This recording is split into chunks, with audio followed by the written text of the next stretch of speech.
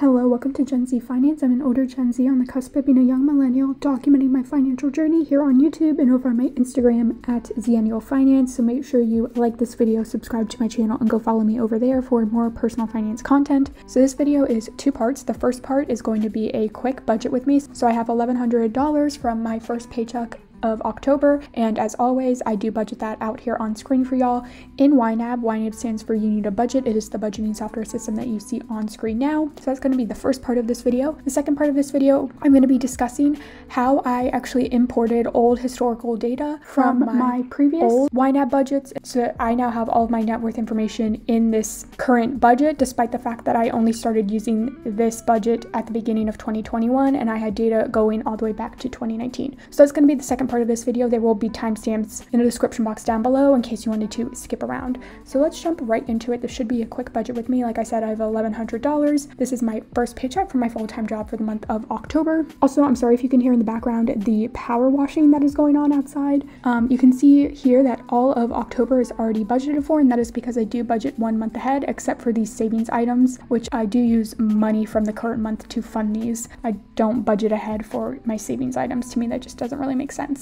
But I will jump forward into November and use this $1,100 to fund as much as I can in November. So first we have the $450 that I pay to my mom. If you're new to my channel, I do live at home, so this $450 covers my phone bill and my car insurance because I'm still under her plans for those. And then $150 for groceries and household expenses. That's what I contribute. I'm gonna do 99 cents for my monthly subscriptions. And then I'm gonna come down all the way to this hidden categories section here and then unhide my annual subscriptions category. I keep this hidden because I don't really need to see it every time I look at my budget. I just need to see it to fund it. So I'm going to select this category. You can see I have targets set on all of these expenses. So I'm going to come over here to the side and select underfunded for $15.55. So I will hide that again. I don't need it. All right, so now I'm going to go back up to the top. Next, we're going to put $150 into my living expenses and then $170 into my fun money holding category. Now for giving, we're going to do $25 to donations, $100 to gifts, and $25 to family giving. Okay, $163.72 is left, and I'm going to come down. I'm going to skip this fire section for a second. I'm going to come down to my sinking funds. I do $15 into car ownership, $15 into electronics. That leaves me $133.72, and so the only other things that I need to fund is this $500 a month transaction going into my taxable brokerage account. Now that my Roth IRA is fully funded for the year, that is where that $500 is going. And then, like we talked about at the beginning, just these three savings categories, but I will take care of these with my next paycheck. So let's put, back in November, let's put this $130 into the brokerage. That leaves me $372. I'm gonna add another $2 to my electronics fund so that that is now up to $225. And then I will add another 59 cents, yes, to my donations category to bring that up to a nice even number as well. I still got $113 left, and I will just jump that into October and into this holding / end of quarter bonus. This is where I kind of just put any extra random bits that, you know, $1.13 won't make or break any of my other categories, so I'm just going to put it in there for now. All right, so that is it for this budget. Now we will be jumping into part 2. In this part of the video, I'm going to be sharing how I was able to, as I said before, kind of bring in some of my old historical data. This budget that you see on screen here, as the name might suggest, I started using this in January of 2021. However, I first began budgeting with this system in February of 2019. So if I come up here, this is my personal budget from February of 2019 through December of 2020, so for about 2 years, this is the budget I used. If I look at this report here, you can see all of the data because, like I said, I started using it February of 2019, so it has all of the account balances and data for these, 2 years. So when I started my current budget in YNAB, if we look at my 401k, you can see that this first transaction is the starting balance, and this is dated for the last day of 2020. That's the day that I kind of transitioned over into this new budget, and I wanted to have that as kind of my starting point for 2021. So this is what that net worth chart would look like. However, since I did have that previous data in my old budget, I kind of wanted the full graph. I wanted the full graph in this one budget so that I could quickly reference it. Because this graph that was in my old budget, it's very pretty. Like look how much red there was, and now look at all of that blue.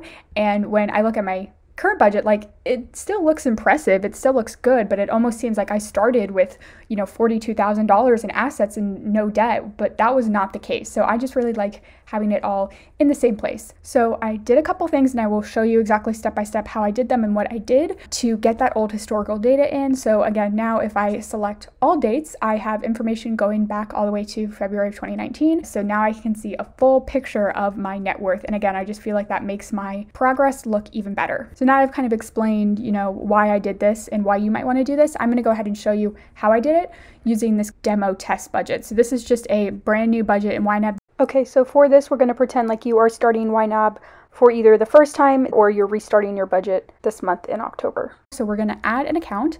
This is going to be unlinked, and I'll do one on budget account. So I'll make this like a combination of a checking and savings account. And let's say between both accounts, whatever, just for the sake of this, you've got $5,000 in there. And so then I'm also going to add an asset tracking account. This is going to be your 401k. And you have $1,000 in there. You also have another tracking account.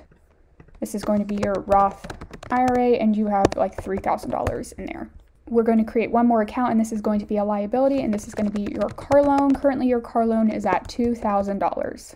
If we were to look at your net worth report, this is what it would show. All of the data that you have is only for October, so it's going to show that your starting net worth is $7,000. But maybe this is not where you started. Maybe you're a year or two into your budgeting or financial independence or whatever journey, and you have kind of historical data that you want to get in there. So this is what I did and what I recommend you do. So you're going to add another account. This one has to be unlinked. We're going to focus first on the assets. I'm going to give this the name of previous assets. That's going to be the name of this account, and the current account balance is going to be 0. So then I'm going to come to this account, and you can see the starting balance in the date of 10/07/2021. That's fine. Let's say you first began tracking your asset balance back in January of 2021, and you kind of want to import some of that historical data so that your YNAB net worth report is accurate. So I'm going to add a transaction. We're going to backdate this all the way to, this is going to be the sum of your assets by January 31st of 2021. The payee can just be like previous balance. And so this is going to be the combined sum of all of your assets, which checking, savings, 401k, and IRA, those are the assets that you have. And so this is then where you would look at your historical data and put that in. So let's say that as of the end of January, you had a total combined asset value of $400. So you're going to put that there in the inflow. And I also think it helps if you come up to this view and select the show running balance. Okay, so what I do, I think this is easier, is I will select that transaction, come up to the edit, then duplicate it, and then edit that duplication. So now we're going to look at the assets as of the end of February. And so now what you want to enter is the either increase or decrease that your assets saw between January and February. Personally, the way I did this pretty easily because I do have this spreadsheet that if you've seen some of like my net worth update videos you've seen before, this spreadsheet does come with this kind of summary section of my total assets. So the only thing I used was this column BY here, the monthly amount change. And if it was green, it was an increase. If it was red, it was a decrease. And so I just used these numbers to plug in. If you don't already have that math figured out, it might take you a little bit of time to do that, but it should be relatively easy and quick. You would just put in the amount change into either the inflow or outflow. So let's say that at the end of February, the total value of all of your assets was $845. So you could put $845 minus the balance as of the last month, which was $400, and that will calculate that there was an increase of $445. So now you can see that here that balance is at $845. So you just keep doing this. Again, I'm going to duplicate and then record any changes. If you saw a decrease in your assets, you would reflect that as an outflow. So maybe at March, you made a large debt payment and your assets went down to like $600. So that was a decrease of $245. Again, duplicate, and just keep repeating this process. I'm going to speed through this in the video.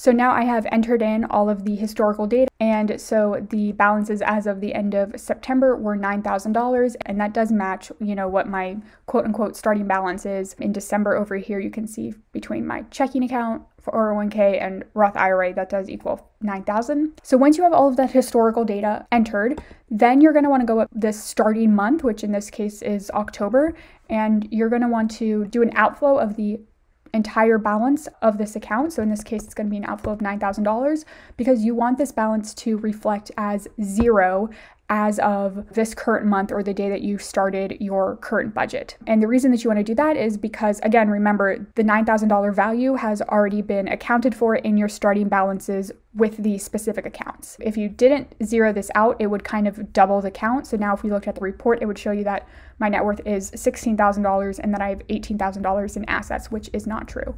So again, we want to zero this out, and then you can clear all of these and reconcile the account as zero. So now we're going to do the same kind of thing, but for your liability. So I'm going to add an account, unlinked. It's going to be a liability, and it's going to be previous liabilities. And the current account balance, we could just say is zero. So currently you only have a $2,000 car loan, but maybe when you started in January, you had, a $10,000 car loan and like $3,000 in credit cards. So we're going to say, again, we're going to move this all the way back to January. Now this is going to be an outflow of $13,000. Again, $10,000 car loan and $3,000 in credit card. Save. And we're going to just do the same thing. So duplicate. And then how much did your debt decrease or increase between January and February? Again, I have this automatically populated for me in my spreadsheet, this amount change for the total liability, so I could use that. But as long as you have the ending balance for each month, you can easily figure this out. Okay, so when it's a debt and your debt is decreasing, you want to represent that with an inflow. So in January, it was $13,000, and at the end of February, it was $10,500. So that is an inflow of $2,500 if we enter that. Again, I'm going to put on the running balance. You can see that that decreases the balance to $10,500. So we're just going to keep doing this. Just enter in the numbers and document your changes. So again, this was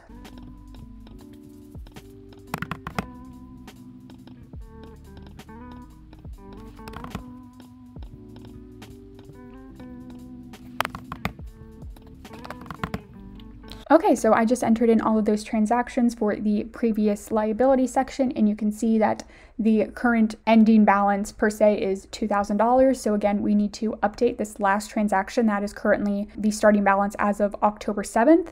We need to bring that down to $0 because again, that $2,000 is already accounted for in my current accounts. I will just mark all of these as cleared, reconcile the account. So now that I've done all of this work, if I go to the reports now, and I look back at this year, now I actually have that historical data so I can see the trend and I can actually better appreciate, my progress so far. And then just to kind of keep your budget clean, I would go ahead and close these previous asset and previous liabilities accounts. So they are still counted in your net worth when you close them, but they just kind of move down to this section here so you don't have to look at them all the time. All right, so that is the exact same thing that I did. So here, if I open up my closed accounts, you will see this previous asset and previous liabilities section, and you can see all of that historical data. So this does take some time, depending on how well your records are and how far back you want to kind of import this old data. So the one other con that I am aware of besides, the time and effort it takes to kind of put in all the history is that even though you only put in like old dates for these two tracking accounts, for your tracking accounts, if you're looking at any of the other YNAB reports, whether that's the spending report or the income versus expense report, if you now click on all dates, that will backfill it all the way to the first date YNAB has across any of your accounts. So you can see here, all of this information in my income versus expense report is going to be blank for all of 2019 and 2020 because I didn't start actually using this budget and recording my transactions in this budget until January of 2021. It's really not that big of a deal. It just might mean a couple more clicks for you because you're going to have to specify your time frame and the range that you want YNAB to pull back for your income versus expense. And then it's going to be the same thing for your spending pie chart and then the spending trends. As you can see here, this is all showing as I didn't do any spending during this time.